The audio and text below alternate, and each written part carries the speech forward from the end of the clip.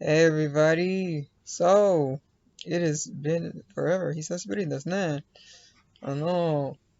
まず、少しだけ日本語で、話してから、皆さんの質問を、答えてみます。はい。Okay, so, I'm gonna speak a little bit in Japanese. This is the latest, super late anniversary video. But it's alright though. I'm doing it better late than never. So, yeah.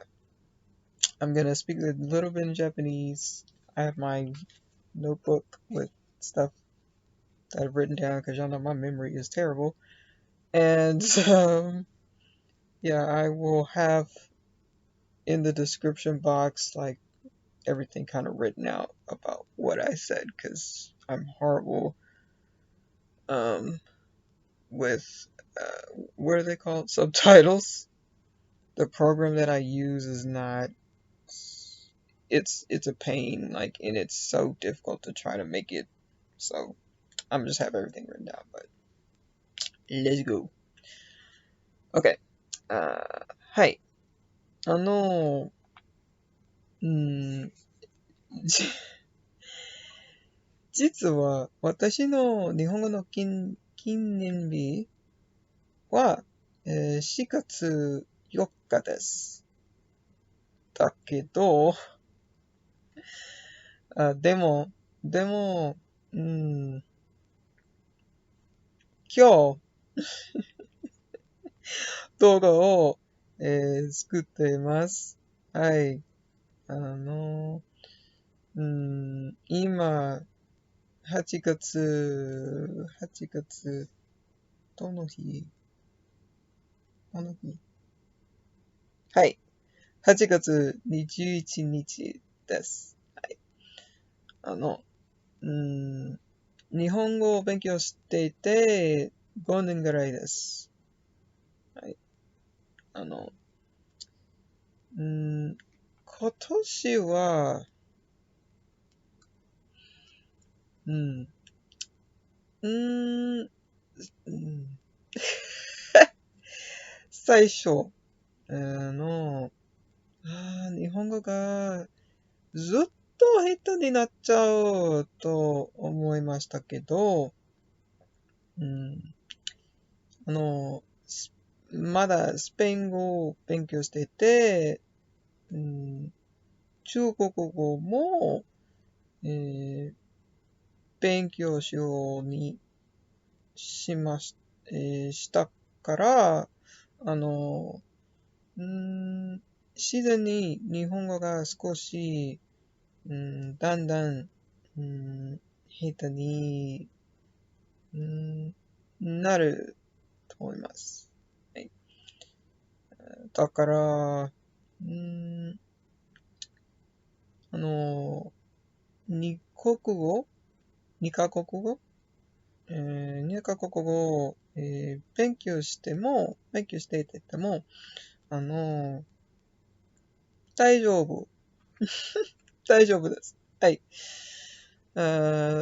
それに、友達は、あの、日本語が、うん、上手になってるよ、と、言ったので、言ったから、本当に嬉しいです。はい。はい。今年は大丈夫です。はい。あの、うん、えーあ、あの、今年の、今月の目標は、うん、えー友達が帰ってくれた、うん、子供の方の、読み終わりたいです。それに、うん、ごめんなさい。はい。その方の、本当に終わりたいです。はい。来年の目標は、12月になったら、JLPT を、受けたいです。だから、10月から、はい、準備していきます。はい、tutor と、勉強しています。1月、1回勉強してみます。はい。来年、2023年まで、日本のドラマを、見たり、自信がもっともっとあって、ペラペラになったり、ゼロビデオを合格したり、今度君に会えたらという本を終わったり、300、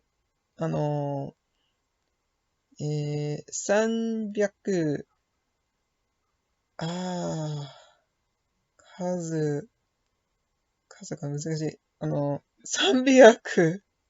365の日記を、えーっと、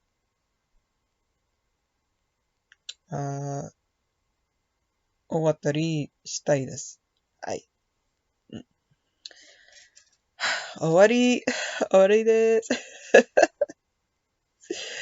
Okay, so I clearly need to work on my counting. I literally was sitting there like, what is 6? What is 60? And then my brain started to go to Spanish. So I was about to say 365, and it's like, no. This is the struggle I'm gonna have.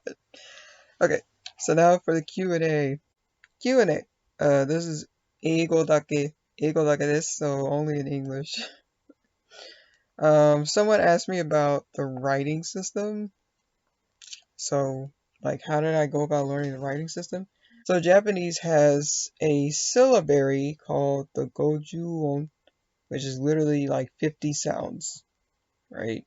Plus kanji. For the syllabary, in the beginning, I was trying to do too many things at one time. And it was funny because I had to really think about, again, like, how did I learn all this stuff? Like, it's weird. But in the beginning, I remember I was trying to learn how to write and, recognize the syllable and learn how to say it. And it was just too much all at one time. So, especially when I found out that most people learn it in a week. Like most Japanese teachers will tell you, oh, you can learn this in a week, maybe 2 weeks tops, but you can get it done in a week. I was like, and it had been a month, and I realized I was basically BSing all that time. So I remember I had an app before I eventually went to kanji study. And yeah, what I would do is every day I would tap like each syllable, listen for the sound, and then repeat after it in the daytime. And I would do that for every single one of them. And I would spend like, just a few minutes before I would leave the house or whatever, or even if I was at home, I would spend at least like a few minutes a day just doing that over and over in the daytime. And then at night, I would review by quizzing myself to see like, okay, what do I remember? And so to see like how far could I get, how many could I remember in the order at least that it had in the app to like, recall like all the characters, right? All the syllables. And I just kept doing that for a week until, probably within 5, 6 days I could do all of them. So I did it in a little bit less than a week. Then after I was able to like say all of the syllables, then I started learning how to write them. So that's what I did for the syllabary. However, with kanji, people were like, yeah, learn to memorize the 250 radicals and then do this and that. And I was like, that's too much. And that's gonna take me too long. And no. So I more or less inadvertently learned the radicals by through anime. So what I would do, because at that time I didn't really have any textbooks, I just basically had YouTube and whatever. So I had my dictionary and I would watch anime on like Toonami because I didn't have any access. I didn't know where I could go to watch anime at that time, like uh, in Japanese. Like I didn't have a way to do it yet. So I had to use what I had. And so I would record shows, anime shows on Toonami, pause it, use the little radical feature in my dictionary app and like piece together the kanji, right, for each word. And sometimes it would take me so long, but little by little I started learning words. And then once I started watching Japanese ammo on YouTube, like she would teach grammar, but she would also give you vocabulary and stuff that you can use with the grammar that she's teaching you. So every time she would give an example sentence, I would pause those and write down all those words and save them in my dictionary so that I could go back and be like, okay, that's how you say that? Okay, and that's how I would do it. So now I try to do more reading because now my grammar is a little bit stronger, whereas before I was trying to read and it was like, what is this? So yeah. Alright, dialects.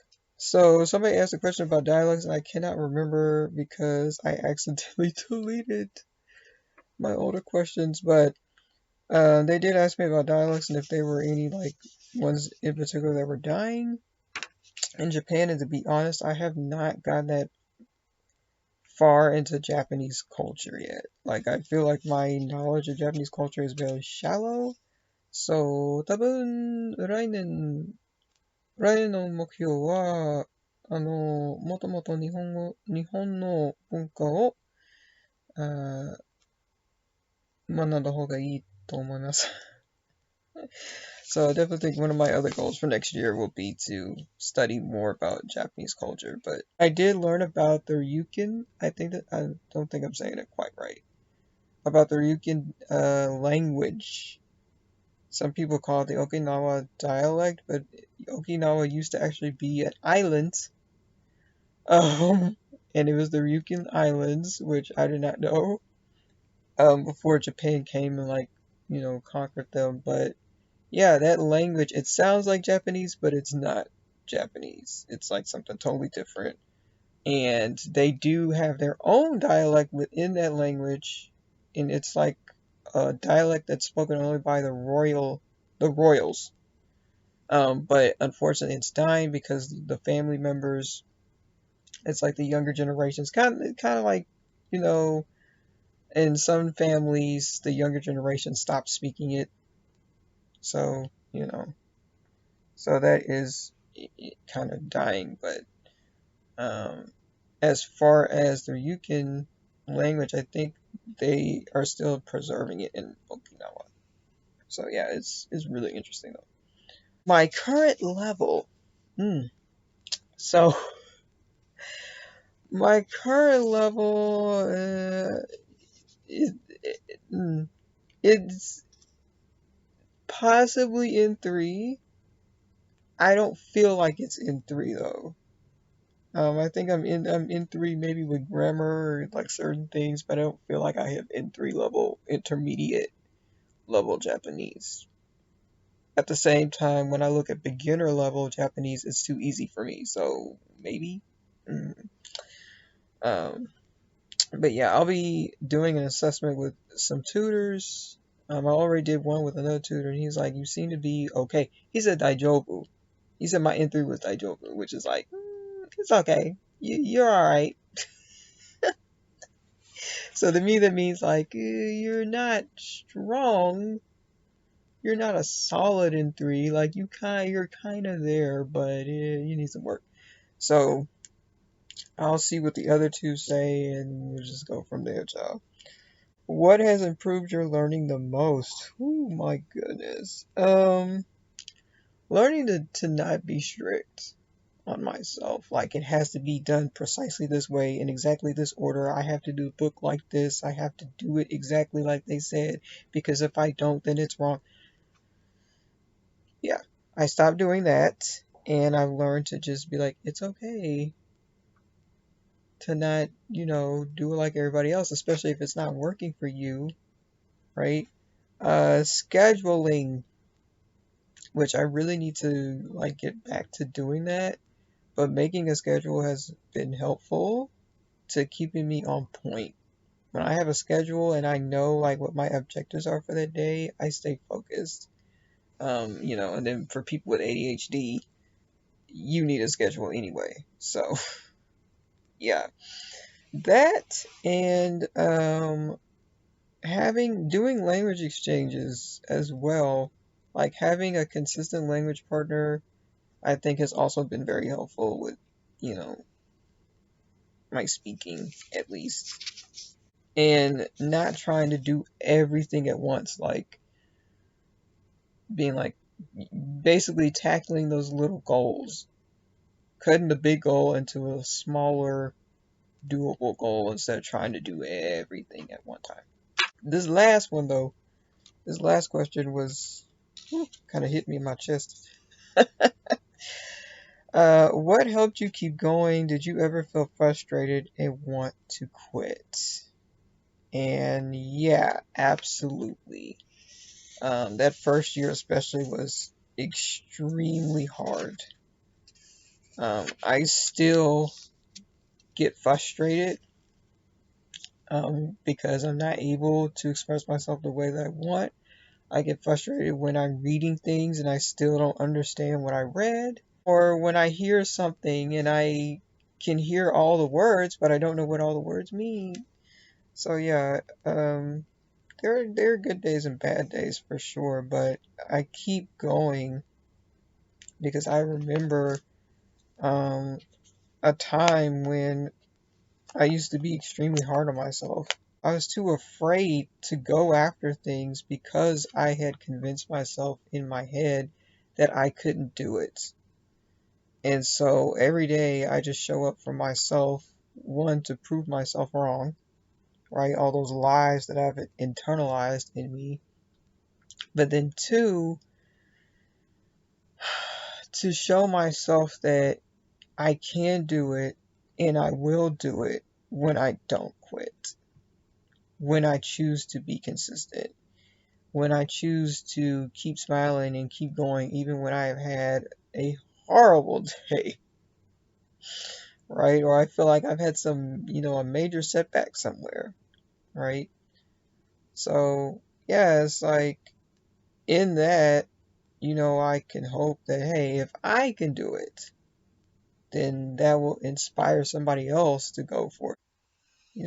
Hopefully that inspires and motivates somebody else to like go after their dreams and pursue the things that they want to do, because you might as well, right? You might as well. So yeah. So yeah, that's it, guys. We're all done. Um, 皆さん、応援してくれてありがとうございます。本当に感謝していますよ。あの、うん、毎日難しいですけど、うん、頑張っています。はい。あの、来年はもともと日本語で話せるように乗りたくて、もっと自信が欲しいですね。はい。さて、ありがとうございました。皆さん、頑張ってくださいね。バイバイ。またね。